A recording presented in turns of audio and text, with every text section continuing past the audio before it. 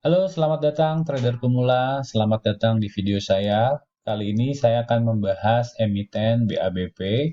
Jadi, bagi teman-teman yang baru memasuki pasar modal, khususnya teman-teman yang di bawah 2 tahun, saya ingin berbagi pengalaman ketika trading emiten di bursa saham Indonesia. Jadi, untuk trading di bursa saham, yang pertama sebagai pemula kita harus mengetahui posisi saham kita tuh harganya dari sebelah mana sih? Kalau dilihat ini kan harganya dari sini ya di 468. Nah, kita perlu melihat awalnya tuh dia di harga berapa. Nah, sehingga kita tahu sebenarnya posisi kita tuh ada di puncak atau ada di tengah-tengah atau di bawah gitu ya. Kenapa kita harus tahu? Nah, ini penting banget teman-teman. Jadi kalau misalkan kita nggak tahu nih sering banget teman-teman trader pemula nih di media sosial terutama ya nyebut wah nyangkut nyangkut gitu. Nah, kenapa nyangkut? Ya karena belinya di atas di pucuk. Nah, kalau misalkan nggak beli di pucuk berarti masih bisa kenaikan nih harganya. Tapi kalau karena dia dibeli di pucuk, akibatnya adalah sahamnya nyangkut gitu ya. Apalagi saham dengan emiten yang fundamentalnya nggak begitu bagus atau valuasinya kemahalan atau fundamentalnya bagus tapi harganya mahal atau valuasinya mahal itu juga bisa. Nah, cuma untuk trading biasanya kita nggak melihat fundamental, kita nggak melihat prospeknya juga, tapi yang kita lihat hanyalah pergerakan harganya saja. Oke, nah di sini BABP posisinya adalah dari 185 hari yang lalu sudah mengalami kenaikan hingga 912%. 910 lebih lah ke atas. 910%. Atau bisa dibilang hampir 10 kali lipat ya. Jadi untuk pemain-pemain besar atau pemain profesional atau pemain kawakan yang sudah lama di bursa efek, mungkin mereka masuknya udah dari jauh-jauh hari nih sebelum kenaikan itu terjadi dan mereka sudah posisi profit dan boleh jadi mereka juga belum keluar posisinya menunggu untuk kenaikan yang lebih tinggi lagi. Boleh jadi mereka sudah keluar semua modalnya atau sudah dicicil keluarnya sehingga masih ada sisa-sisa yang mereka menunggu potensi kenaikan yang lebih tinggi lagi. Nah, Anda sebagai trader pemula perlu mengetahui itu supaya nggak terjebak di pucuk. Nah, pertanyaannya adalah apakah masih bisa naik lagi atau enggak, gitu ya.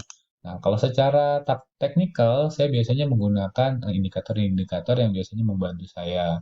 Yang pertama adalah moving average. Moving average ini saya pakai moving average 5 dan 20.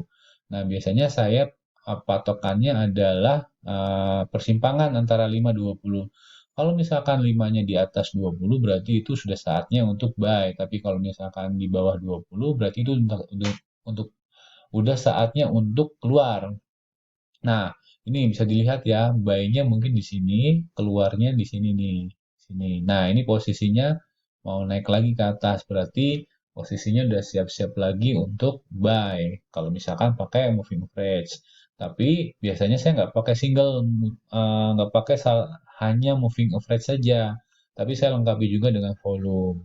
Nah, posisi volume di sini dia sudah di atas rata-rata 50 hari, berarti volumenya bisa dikatakan cukup besar. Nah, perlu diingat hukum supply and demand ya. Kalau misalkan demand-nya besar, supply-nya kecil, berarti kenaikan harga. Tapi kalau misalkan supply-nya besar, demand-nya kecil, berarti penurunan harga. Nah, di sini bisa dilihat kalau hijau berarti ini yang demand-nya lebih besar dibandingkan supply. Kemudian volumenya juga besar. Ini berarti ada potensi kenaikan.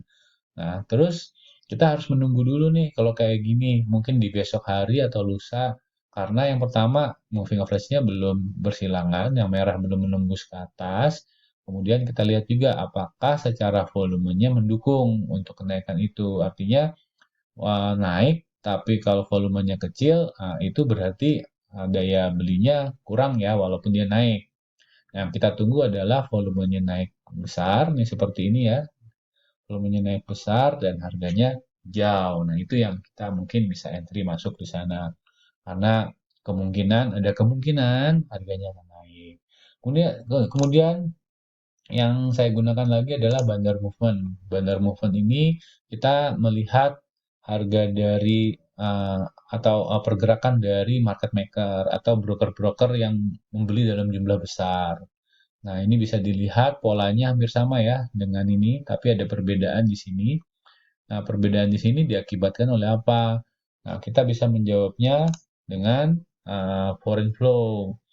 Nah, foreign flow, nah bisa dilihat ya, di sini dia bentuknya naik, tapi harganya turun, dia tetap naik ke atas. Nah, ini dibedakan di sini. Bandar movementnya turun, foreign flow-nya naik. Berarti kenaikan di sini disebabkan oleh foreign flow ya. Nah, kita lihat juga nih di bawah. Bandar volumenya. Oh, bandar volumenya ternyata 3 hari terakhir dia buang barang terus. Dan di sini juga buang barang dalam jumlah besar. Nah, sementara di sisi net foreign-nya, dia warnanya hijau. Nih ada hijaunya ya, merahnya cuma kecil. Nah, ini menandakan bahwa memang kenaikannya di-drive oleh foreign, oleh asing. Kemudian saya juga menggunakan Stochastic RSI. Stochastic RSI ini saya gunakan untuk ini ya, kapan masuk, kapan keluar. Nah, saya kasih tahu kapan masuk nih. Kapan masuk, biasanya kan ini seperti gelombang ya. Untuk harga saham seperti gelombang. Nah, sama stokastik juga nih seperti gelombang. Nah, belinya adalah ketika garis yang hijau menembus garis yang putus-putus nih. Belinya di sini.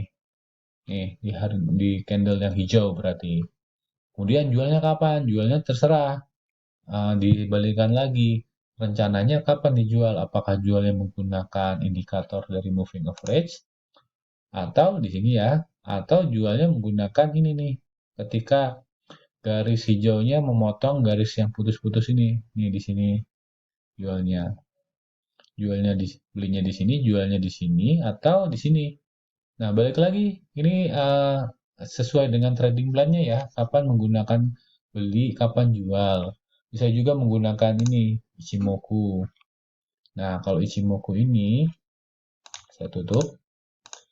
Nah, Ichimoku ini dijualnya ketika dia menembus awan yang warna hijau nih, menembus ke bawah. Kalau misalkan belum menembus ke bawah, berarti masih dipegang. Nah, ini balik lagi, atau bisa menggunakan persentase. Kalau udah naik 10% gitu ya, nah, baru dijual. Nah, ini naiknya bahkan sampai 90% nih. Tinggi sekali.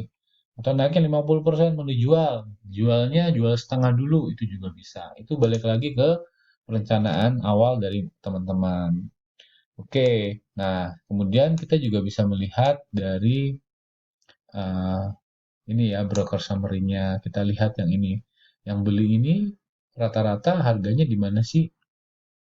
Kalau misalkan harga belinya jauh di atas harga sekarang, oh berarti posisinya dia udah floating profit ya.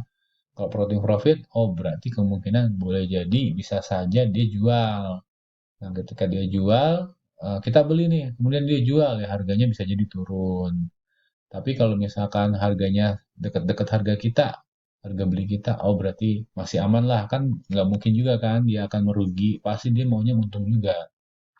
Nah, jadi perlu lihat juga nih di sini nih yang terutama yang membeli ya, sama yang jualnya juga kita harus lihat kira-kira ini siapa sih yang market makernya gitu kan. Oke, nah dengan demikian teman-teman jadi tahu ya, teman-teman trader pemula jadi tahu posisinya sekarang di mana, kemudian apakah masih ada potensi kenaikan, apakah ternyata teman-teman ragu nih, wah nanti mungkin akan turun atau gimana. Yang pasti yang pertama adalah tentukan dulu resikonya berapa persen. Teman-teman cut loss di berapa persen. Ini ada kemungkinan turun sampai minus 20% kalau kita ngeliatin yang support di sini ya. Bisa juga turunnya nggak 20%, tapi turunnya bisa jauh nih sampai sini, sampai 43%, itu juga bisa. Atau turunnya ya 43% nih, supportnya di sini sama di sini. Nah, potensi kenaikannya berapa? Potensi kenaikannya juga ada. Kalau dilihat dari all time high-nya kira-kira di 33%. Jadi turunnya ada potensi 24%, kenaikannya 33%. Nah, balik lagi teman-teman, cut loss-nya di berapa persen? apakah di cut loss apa atau di average down. Nah, cuman dilihat lagi ya secara fundamental kalau misalkan mau di average down. Kalau misalkan bagus emitennya bisa di average down. Tapi kalau misalkan emitennya nggak bagus, kurang kuat fundamentalnya, maka lebih baik pakai cut loss. Nah, ini balik lagi ke sistem trading masing-masing. Jadi kita udah lihat ya potensinya berapa, resikonya berapa, apakah ada potensi kenaikan, kemudian yang menggerakkan harga turun tuh siapa, gitu ya. Nah, kemudian secara MA cross-nya udah kelihatan kapan kita bisa masuk, kemudian dari Ichimoku-nya kita bisa gunakan sebagai patokan apakah ini trennya masih naik atau menunjukkan tanda-tanda turun, itu juga bisa. Dari volumenya juga nanti akan kelihatan. Nah, demikian teman-teman trader pemula. Mudah-mudahan profit ya, cuan yang banyak. Tapi jangan lupa perhatikan resiko, jangan all in, gunakan money management. Terima kasih, saksikan video saya selanjutnya. Jangan lupa subscribe dan tonton sampai akhir. Oke, terima kasih.